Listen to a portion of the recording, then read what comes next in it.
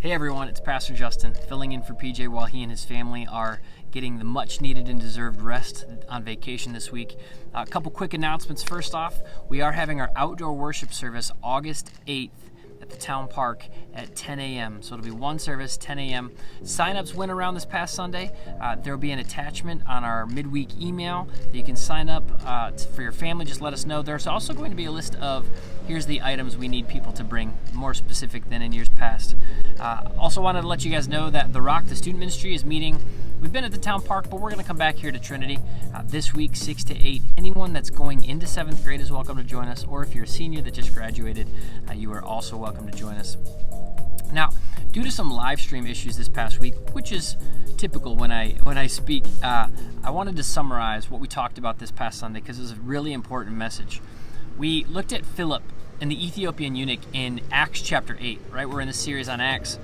And in it, we see Philip's obedience allow him to lead this man to Christ, right? He explained what he was reading in the book of Isaiah, and then he was moved to baptize this man. The man said, hey, here's water. Can I be baptized? And as soon as he baptized him, Philip is all of a sudden in this other city continuing to proclaim the gospel, the good news.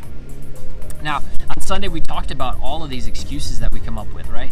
The reasons that we aren't comfortable sharing our faith, whether it's just been a long day at work, whether the kids are just being crazy, whether it's I don't know the right words to say, or what if I don't know the right answer, or what if they reject me?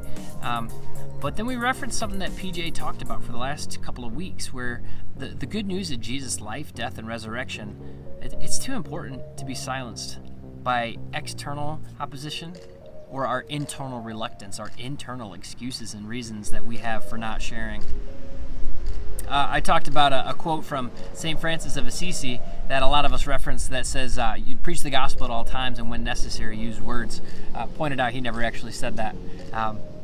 It can't be found anywhere. But it's also not a very true statement, right? There's a passage in Romans that says, how can people hear or believe if they don't hear someone speak it to them, right? Like we're called to communicate this good news. But I love what St. Francis did say. He says, we must first grow hot within before we speak words that are in themselves cold, right?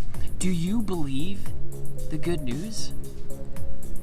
Like the gospel, Jesus' death, his burial, and his resurrection, they cleanse us from all of our mistakes, past, present, and future. Like that is some incredible news. That is some hope-filled news that our world desperately needs. And we have it.